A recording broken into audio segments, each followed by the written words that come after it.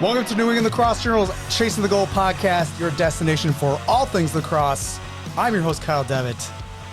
And this man right here, this man, what do I say about you? I don't know. The man, the myth, the legend, Mr.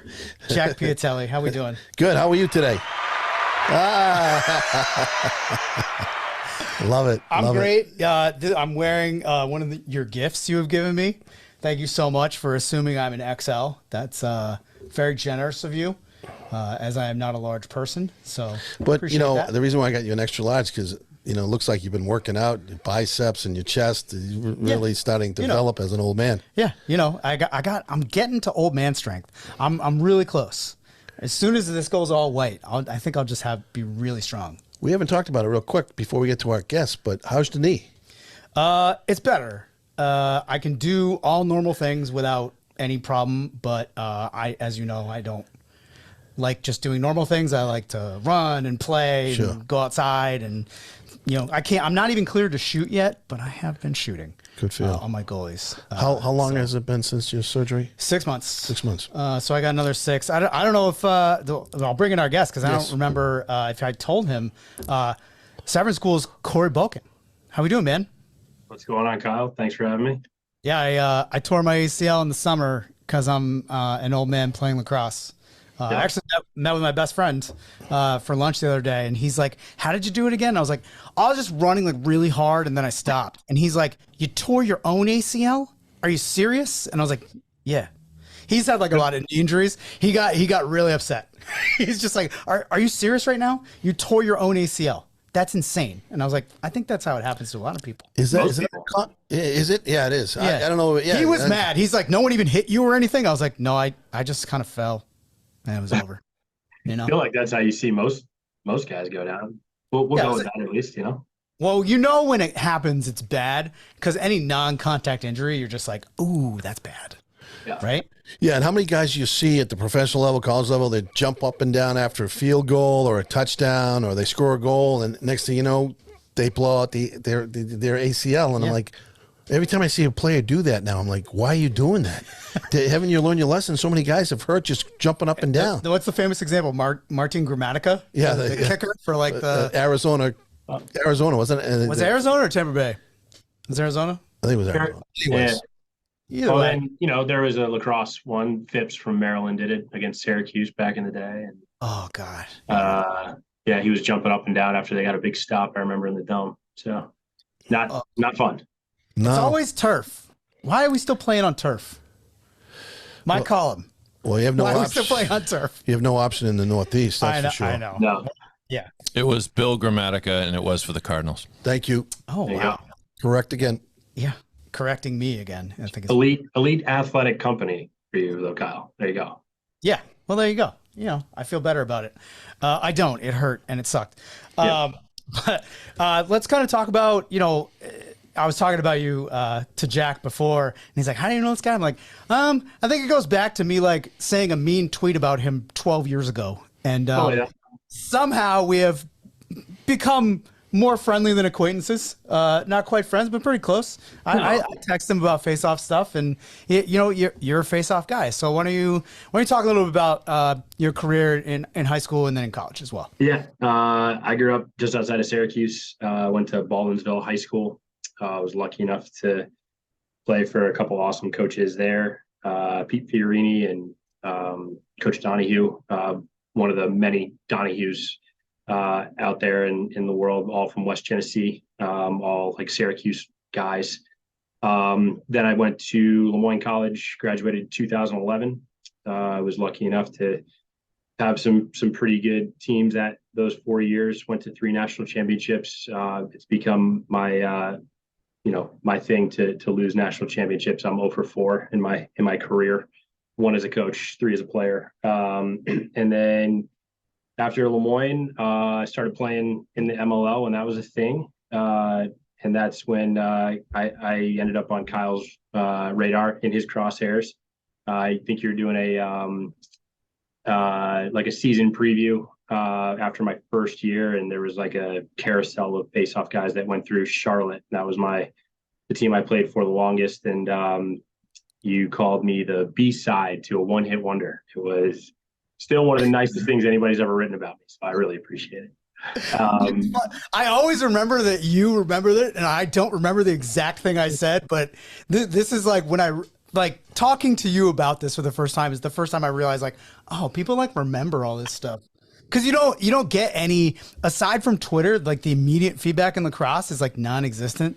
You'd think it would be huge and everyone would just be like, hey, you're an idiot, or like, this is so stupid. And then I was just like, how come everyone hates me? And then it's like stuff like that. Like I would go to sidelines and they'd be like, Devitt's here. And they would just be like, they get ready to like razz me or whatever. It's kind of like coming in doing a podcast with you every weekend. Well, look,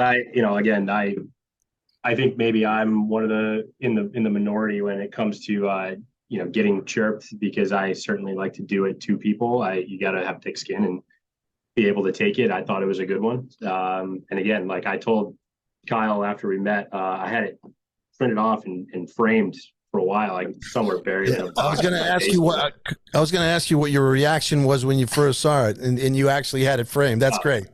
Dude, I mean, D2 guy playing in the MLL, you're on borrowed time. You're just waiting. I was waiting until Brendan Fowler got drafted, and as soon as he did, I was like, I just retired. So anybody willing to waste a few lines on me, that was fine by me. Do you have it says on your bio that you worked towards a master's in English. You have a master's in English? Did I not know that? Pretty close. Yeah. Washington College was my first job out of college. I was a GA there. We had 3 GAs at Washington College and a full-time assistant coach. We had a staff of 6 guys, and we were in an office about half the size of what I'm sitting in now for myself. And then Coach Shirk had his own office, but that was the deal. We got classes for free, and I was trying to play in the MLL. I was trying to finish a master's, which again, I was not an academic kid. Lacrosse is what got me through college. And then I end up, after 2 years, it was kind of enough for me. I made a move from a coaching career perspective, and didn't ever finish it, but I got probably about 60% of the way there. Yeah. I don't put this on resumes or anything, because when it's like, did you go to grad school? Technically I did. I am a quarter of the way to an MBA, but I'm not sure if those credits translate from Franklin Pierce, because I don't think it was accredited when I took the classes when I was a GA there. So I kind of just was like, oh yeah, this isn't going to work out. I'm going to go. Franklin Pierce. There you go. Yeah. Well, no, the thing is I learned from that point, like I was like, oh, I really love coaching. I just don't want to coach here right now. And then I went to go coach with Jerry Byrne, which is at St. A's, when he was at St. A's. And that was actually the best thing that I've ever done in terms of like learning lacrosse. Right. And you worked the box a lot, right? You said? Yes. That's a tough job. It's the worst job in lacrosse. It is. Like it's because you can't watch the game. No, you can, but like you kind of have to, but you also have to have like, listen, and I've told this story like 100 times. Like I screwed up once running the Bucks with Jerry Byrne, and it was in a game where we were winning like 20-4 down in Florida, and I screwed up.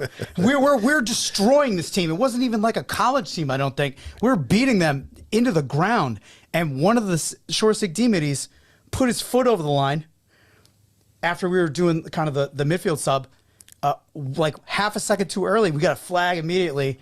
And I, to this day, remember the heat of him on my face and me being like, I can never screw up again. I can never screw up again. Never again. And I learned that was the most valuable lesson. It's just like, you have to pay attention to everybody, and also everything's your responsibility in your zone.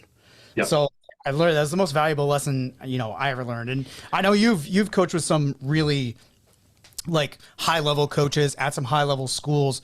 What are some of the lessons that you learned coming out of college when you got into coaching college? Oh man. I was really lucky. Like every stop on the way, I've had somebody that kind of did something more for me from not only like a professional perspective, but like personally. I grew up a lot. My 2 years at Washington College, going from like Syracuse New York, fairly decent sized city, and there's stuff to do, and then you move to Chestertown, Maryland, where the only people your age are off limits to hang out with and to date or anything like that. So you had to be, like I had a really good like mentor, Jeff Shirk, who kind of helped me become like more of a man in terms of just how you show up to an office every day and kind of take care of your business. He was a younger dad at that point too, and I watched him kind of with his kids. It's crazy. He's got a daughter that's about to graduate high school now. But no, like he helped me a lot, kind of away from just coaching lacrosse. He kind of really tested me about like what I wanted to do, if coaching was really what I wanted to do, because he gave me a really, not just me, but all the guys that I worked with in that office. Larry Klein, who's the head coach at Cushing Academy. He's a man, I'm going to mess up where he's from. He's from outside Boston, Beverly, Mass. And he went to Binghamton. He's been all around the college ranks as well. And then Shane Lynch is the head coach at Nichols College now. Yes. And then that office also included Chris Miller, who is he's a defensive coordinator at Villanova now. So just that one group of assistant coaches for 2 years was they ended up kind of building a pretty good tree of their own. But that phrase right there, the coaching tree, like I learned that from Coach Shirk. He kind of taught me the ropes of like how to make it in that business, and how to kind of network and kind of grow that way. And then when I went to Belmont Abbey for a year because I was in Charlotte, worked with Chris Barrett and Spencer Wims. Spencer was a guy I was playing with at the time for the Hounds. And he's a guy I played against. He was a Limestone guy, one of the best they ever had there. So, kind of got more of a chance to go from being like at this like really storied program to like a startup, and really dig in from a recruiting perspective. Two very different types of recruiting. Belmont Abbey in Division II lacrosse is a little bit more, cast a much wider net, and you bring in a lot of kids to kind of see what sticks. You're a little bit more targeted on the D3 or the better upper echelon of Division III recruiting is a little bit more targeted. And then from there, I was really, really fortunate.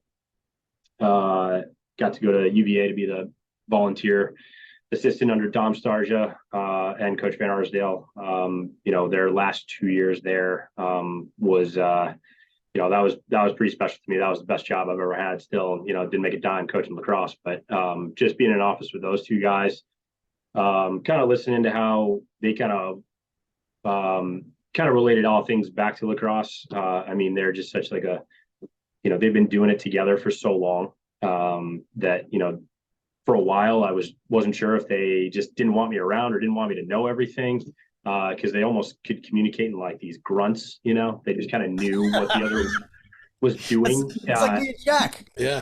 We're just using hand signals behind the laptops. Exactly. And from Dom, just like what the game can do, for you and how you're supposed to, treat the people that are a part of this game too. And, he's a guy that just, he always had time for anyone, some, random startup coach in the middle of nowhere, who Dom doesn't know from anyone would get his email address somehow and send him a note. And, the next thing you know, Dom be on the phone with the guy for an hour and, just sharing his time and his experience, guys like that. I think he changed so much over the course of his, coaching career. He would tell you the same thing. And I felt that I've kind of at least had the opportunity to kind of look through a different lens now, over, the course of like 12 years we're going on in coaching, and, just kind of seeing kind of the ebbs and flows of kind of your personality and kind of the phase of life you're in. Like he was a guy that like really kind of clued me in on all that stuff. And then, you talk to Coach Van Arsdale, who is quite possibly the smartest human being you'll ever meet. but he's also like the most easygoing, easiest guy to talk to. He's a genius when it comes to X's and O's. And then Dom was just this great motivator. He did such a good job of like involving everybody and making sure that kids had a role and they felt like they were a part of something. And then went to Ohio State. Coach Myers, I got like I was there with him and Brad Ross, who's the head coach at Bryant now, and Brad said, and I feel this way, like, when you leave Ohio State, you're going to graduate with a master's in lacrosse, because Nick Myers does a really good job of like, he dissects X's and O's better. Like he'll do it to death. Like, he will, if we're going to go one way and do one thing, like we want to have it all, fleshed out. And I think like just looking at it from different perspectives before you just decide to go with one thing. I learned that from him. And then, my last few years at Hartford with Coach Martin, he was a guy that recruited me out of high school. I'd known him that long.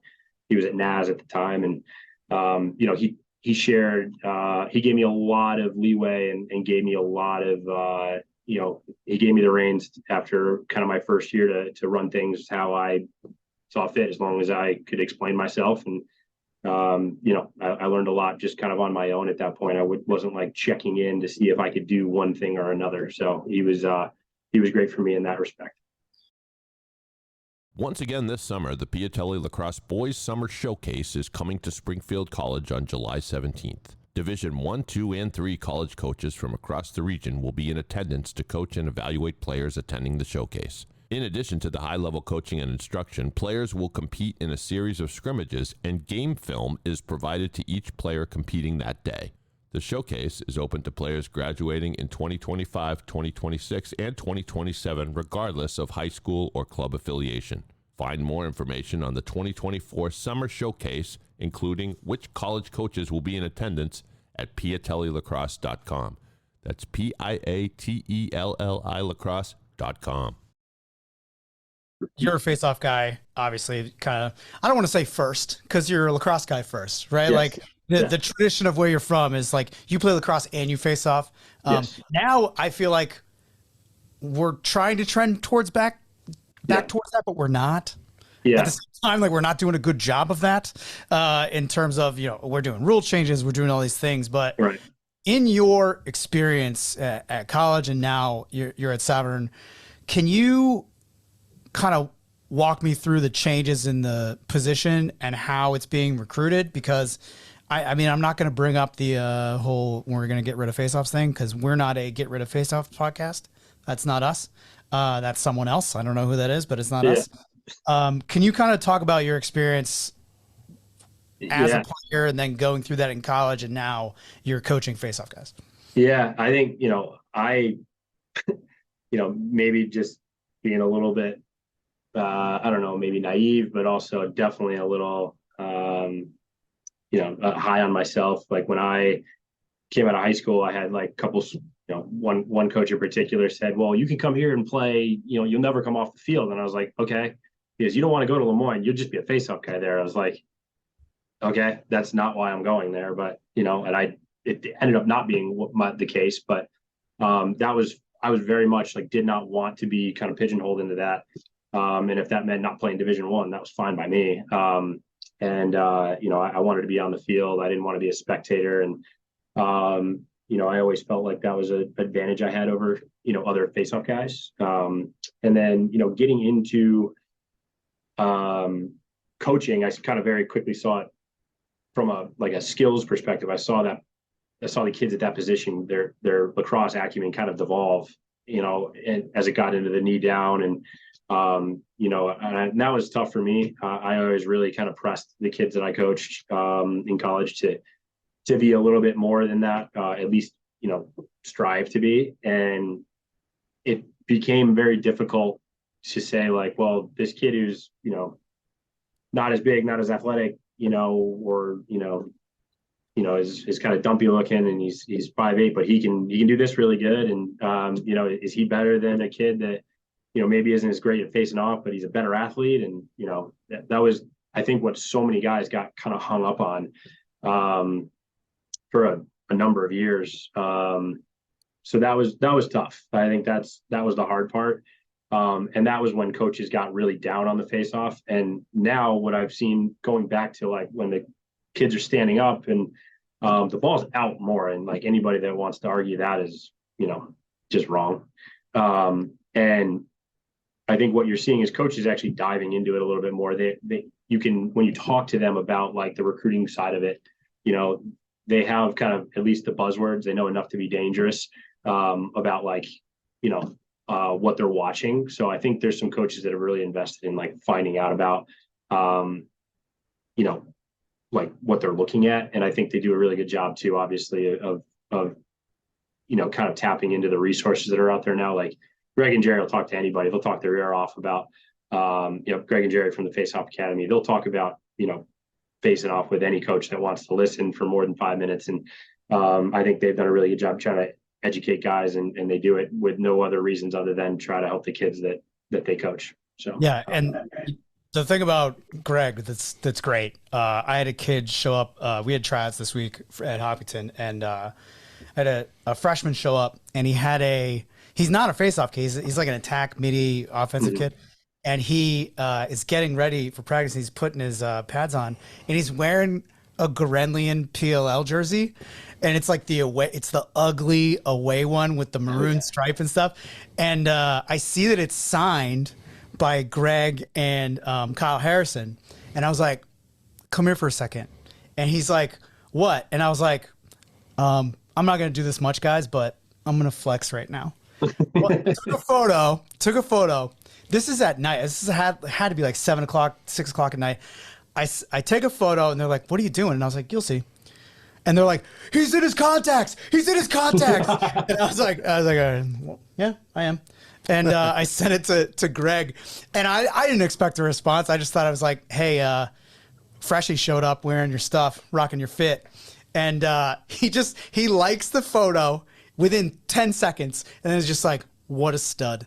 And I'm just like, yes, that is lacrosse, man. Like, and you showed your player that he called him a stud. Yes, I turned it around right away. He must have been seven heaven. Let me tell you, ear to ear, braces blazing, just like so happy. And it's funny. Like we do this podcast and we talk about levels and coaching and recruiting and all these different things that are part of lacrosse. But like the best part of lacrosse is the relationships that you can make.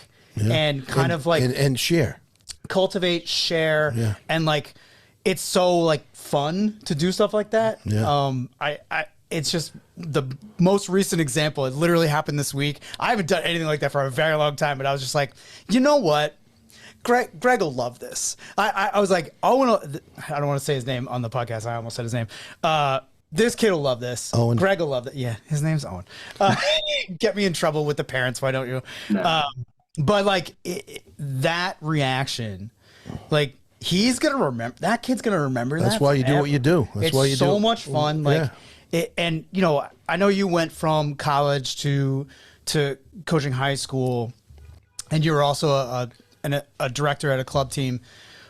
How do you parse that with your experience, right? Like, how do you kind of connect all those things together so that they work for you in your current role? Yeah, it's a good question. Stay up a lot later than I should sometimes. Other than that, I'm really lucky. Like the job I have here at Severn is, my RADs. I work in the building. I'm the director of facilities. So, it's a lot of game day setup and helping out wherever hands are needed. Teach a little gym class here and there too, and but I do have time to kind of manage the day-to-day kind of task work of running a club and work with the guys that I work with kind of remotely. And then, it's one of those things. I think everybody around here understands that, if you're going to make a living in lacrosse, it's not going to be one avenue. It's going to be, a number of different ways to do it. And so many people are involved in club and stuff like that and coaching around here that, we've got a former Navy attackman here, a guy named Eddie McKinnon, who's just started coaching here at Severn. He's a president of a private transportation firm, and like he's here like every day. Like people just understand that this is, you carve out time of your day and for lacrosse in Maryland, so it's pretty cool that way. And then again, like the ebbs and flows of the year, like there's downtime with holidays from school, and obviously the summers. That's obviously the busiest season for clubs, so that kind of, it does kind of lend itself nicely to one another. And I think that's where I've been fortunate to kind of make it all work. So when you first started coaching, looking out on that lens when you first started versus where you're looking out of the lens now, talk about some of the things you've learned from Dom and some of the other coaches that you've worked with, the Lemoyne coach, Cian, and so on and so forth. So some of the things that, obviously you didn't know, and now you apply to your coaching that means so much to you and maybe influence your life in a very positive way. Yeah. I think coming from Lemoyne, Coach Sheehan he's one of the best at keeping things as simple as possible. It's not a lot of fluff. There's not a lot of change year to year. And it almost, like, going into college coaching from playing for him and being we were very straight up, like, one-on-one defense. We don't slide a whole lot. I was a D midi in college as well. And, like, it was very much like, hey, just don't get beat. Like, we'll play man on man, and we'll see, how many times you can run by one of us. And, I get to, Washington College, and I remember kind of butting heads with Shane Lynch, especially, where I'm like, so you're going to slide to somebody that's not beat yet? Because why? And, I think just learning that obviously not everybody's in a position to kind of coach the way that Coach Sheehan was. When I was in college, the level of kids that we were getting at Lemoyne compared to what we were playing against every week was interesting. And then obviously, learning how to collaborate with other coaches and take ideas and learn stuff, like what's actually out there, and the way got, however many ways there are to skin a cat to help kids, be successful in lacrosse, is like, that's what I learned very early on. And then, finding what fits you best as a coach, what you feel like you can, kind of lend to kids and make sure that they understand how to play the game kind of in your image too sometimes. And then again, like, helping kids just become like adults, like grow up, like watching them from like in a 4 to 5 year cycle. Some of the kids that I've been able to be around that I still am in touch with to this day, like, that's the best part. Kind of to Kyle's point earlier, just the amount of, like, connections you make that way, whether they go on to be a pro lacrosse player or, I got one of the kids that I got to know at Virginia. It was like traveling around the country in a van, like, he was just a pretty interesting cat. You know what I mean? I think just that. And then, with, like, kind of lessons from, like, the game, like, Dom Starger carried the ball bag out to practice every single day. Like, you don't see, Right. coaches do that ever, really. And, like, it was something that was really important to him. And, it was his way of showing, like, hey, we're all in this together. This is our, this is what we do. And, he would always make sure, like, the best players carry the ball bag in. It was kind of one of his sayings. And, it's so much less about, like, coaching is so much less about the X's and O's, but it's more about how you can kind of, galvanize a group to kind of work towards a common goal. And that was something that I learned from Dom too, is, making sure that kids are all bought into working towards something, moving in the same direction is, the bigger piece at times. And, like, getting caught up in two slides and, how you move the ball is kind of the, where a lot of frustrations boil over at times. But, like, with coaching, it's a lot of personalities, kids and coaches alike, and bringing them together and, trying to be successful and win games and, teach kids how to be better people, not just better lacrosse players, is the biggest thing. Do you like coaching high school more than college? It's a lot more. So, like, the time you spend, like, on, like, your team, your program, is the percentage of actually being on a field is way higher, it seems. We get to be on a field, we get to be, it's very much like, we have obviously constraints with our league and everything like that, but but then there's obviously different headaches, right? I think that's the thing with college coaching. There's so much that comes along with it that, when I got into it, I was not prepared for in the least. The admin of it all. And, I was lucky to be at some places where some of that got taken off our plates as assistant coaches. But then, when you're an assistant at, smaller schools, Division 1, 2, or 3, and you're booking travel and you're making sure hotels remember you're coming and all that stuff, like, you forget that you're actually a lacrosse coach at times. So, high school coaching is, you can see that rapid improvement. I think like the MIA, the league we're in, is one of the top leagues in the country at the high school level. And so it kind of scratches that itch still to be in a really competitive environment. It's pretty ruthless. Maryland private school lacrosse, it gets pretty brutal, and I think like it's really well coached. That's the amazing thing too, is like you see so much more like junk defenses, like they're like throwing stuff at you game to game, and you're getting double shutoffs and stuff like that. Stuff you don't see in college lacrosse, you know what I mean? And because you can't pull it off. No. Yeah. And again, like it's very much like, you find like a little way to needle an opponent and get them off their game, and it's, it goes quick. It's a lot of fun. And again, like we're lucky, like we play by the shot clock. It's still very fast paced lacrosse. And we're lucky we still have like that recruiting component. It's set back a little bit. You're recruiting younger families now, but that I still get like, that's obviously the other piece too, is the college lacrosse, like the recruiting side of things, getting to know kids and families and bringing them in to campus to show them kind of what you and your program and your school are all about. We still have a little bit of that here in the private school world. So like, I do really enjoy that. I'm starting to get more involved with that now that I've been here for 2 years. So those are kind of the big pieces. I don't know if I like it more or less. I think it gives me kind of it scratches the itch, I guess is the best way to put it.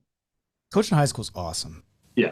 I think it's just for me personally, I think it's so much more fun because like you said, you get to see a kid go from, he just started playing as a freshman, or like he's come in, but he's too small, and then he just grows, and all of a sudden the kid's starting at attack. And that's, for me, that's like the most, cause I'm actually like counting down until I can coach my girlfriend's son. So I'm like, okay, I have this much time left at Hopkinton before I have to go coach at Wyndham, or just beg them to let me coach at Wyndham so I can coach him. Because I'm just trying to plan out my life that way. And the thing I'm looking forward to is like, okay, so my freshmen this year, I'm going to have them for 4 years. That's awesome. Okay. Yeah. That's like what I think about. And I was coaching college. I was just like, how am I going to eat? Yeah. Where will I eat? Which freshman will give me their swipe into the cafeteria to feed me so I don't starve to death? Which is the best, because high school allows you the freedom to actually like be able to coach and kind of have another job. And you're lucky enough to be at the school full time and also coach. Facility management. Do you have to like? Well, you don't have to paint fields, right? Because you have turf. Well, we have one grass field, so I do line that field, and then you have to drink out the water cannon or no? No. Oh my God. No. Well, we're pretty. Water cannon? You should look up Severn School's campus. I mean, it's pretty sweet. Like I'm just teasing because I have line fields. I've strung nets. Have you brought out a water cannon, a rusty, gross water cannon to water your field? Because that's the best. No, I haven't. That's how you know you're dedicated. Yeah, rusty no doubt. Yeah, just popping out everywhere. I need to tell you a story because you're a Lemoyne guy. So we had Coach Sheehan on this podcast. We asked him point blank if they were going to go D1.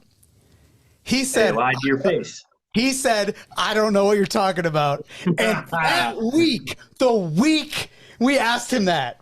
They went D1 like 2 days later, and I was like, I love Coach. I coached against him. Like we have a pretty good When you were at relationship. St. A's with Jerry Burns, St. A's and Franklin Pierce. Yeah. And I was just sitting there going, I can't believe it. I think I texted you and I was like, I can't believe it. I can't believe it. But like, that's the job, right? Like, but I wanted to tell you that story because like so many people were like, didn't you just have this guy on your podcast? I got like texts from people I haven't talked to in a long time. They're like, didn't this guy just say we weren't going to go D1? I'm like, that's his job. I'm not mad at him. But I was like, next time I see him, I'm going to be like, hey coach, remember you did a podcast with us? And you said that.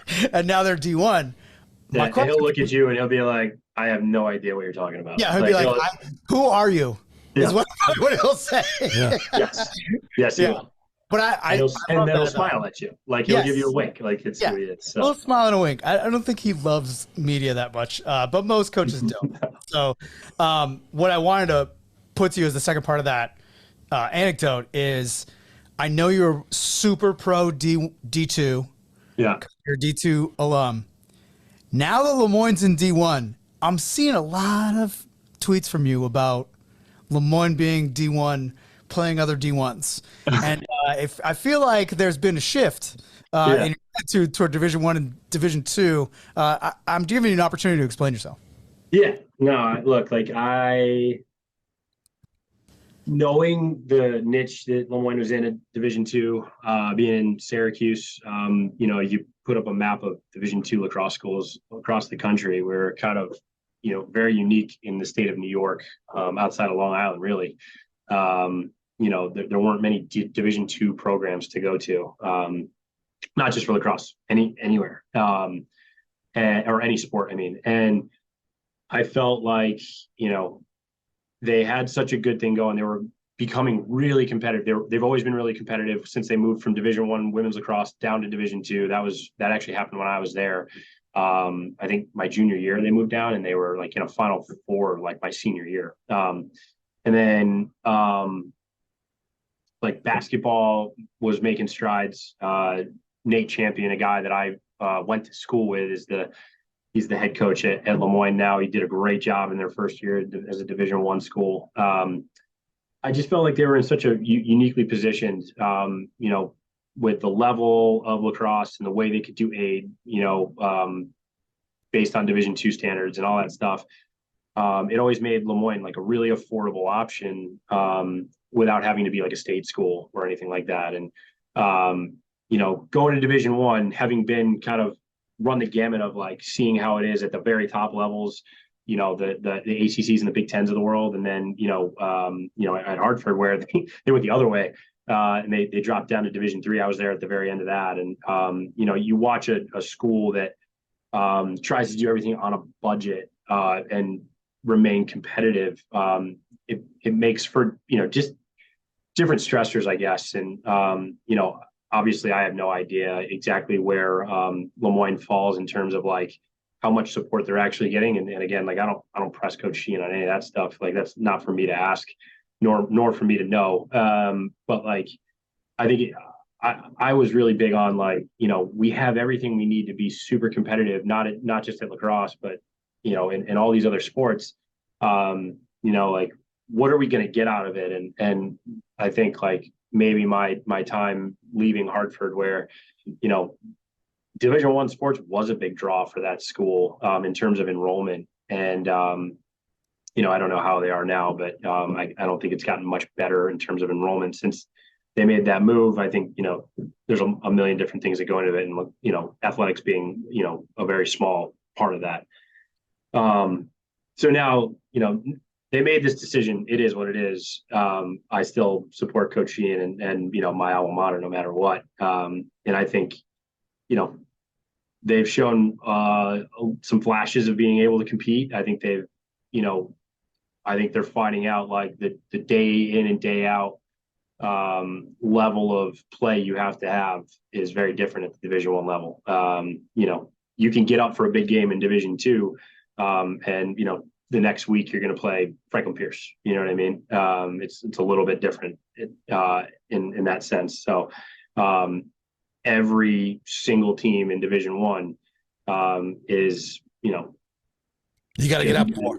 Yeah, I mean, there's more staffs, there's more kids on each roster. There's, like it's again, like to an extent, from being on the club and high school side now, like that's still the big shiny jewel is being a Division I lacrosse player. Sure. And I think, where kids still like, it's still kind of like kids are a square peg going into a round hole. Like they're still not going to like the schools that they really want to at times. But if they are going to play Division I lacrosse, like they're going to go do it. And I think like Coach Sheehan had such a good niche of like kids that were like they don't need to be Division I, even though like they maybe were getting recruited to play that level. A lot of kids that left Division I to come to Lemoyne. So again, like I think just they're finding their way, and I think again like they battled Denver at halftime. They were tied 5-5, and again they haven't even played a home game until this coming weekend. So I think I'm pretty proud of what they've been able to do. Especially nobody giving them anything. Nobody had to play them this year, and a bunch of coaches were able to give them games. It was really tough for Coach Sheehan to schedule just because they're not in a conference. So he was trying to fill like these weeks where everybody else is in conference play, and he's just hoping somebody has a bye week or something. And he's taking anything he can get. Like the one story he did tell me was he was trying to get Andy Shea to bring Yale to Lemoyne, and he offered to retire Andy's number apparently if he brought him there, and Andy still said no, which is pretty typical for Coach Shea. I'm not surprised that he didn't. Coach Shea does not care. He does not care. No. I mean, I love the fact that Coach Shea would even offer that just to try to get a game was awesome. So amazing. No, I think Coach Sheehan will he'll get it back to where he needs to be, and like again. Just the chance to play Division I lacrosse will attract more eyes, and he'll like his net that he can cast recruiting will widen a little bit. Like Division II is it's very cliquey and niche in a way. Like it was very regional. Like kids from Maryland don't understand what Division II lacrosse is because there's no D2 programs in the state. There's one. Frostburg. Sorry. So yeah, that's a very good point, Coach. So again, like. But Division I now, kids are like, the kids I have here, like a couple of them are like, oh, like Lemoyne's Division I. Like, when did that happen? And I'm like, oh, just now. So, it's on kids' radars that it typically wouldn't be on anymore. So it's cool, and I think like coach will do a good job, and he's finally got a full-time assistant coach on staff. He's never had that before. He has a part-time assistant who's been there for a long time. Guy played with Vinny Alexander, and they hired Justin Schneidman, he's been around. He coached at Fairfield and Colgate. He went to Cortland, so he's kind of recruited at that level of Division I lacrosse that I think Lemoyne is aspiring to compete at. Coach, looking at your program, you have a varsity A, a varsity B, and a JV team. Is that correct? No, we don't have a B team. No, we're pretty small. Okay, varsity and JV, or just? Yep. Yeah, so we got 60 kids in our JV varsity program, and we're one of those kind of middle of the pack schools. Like we've always been very competitive. We're in the same conference as BL and Calvert Hall and McDonough.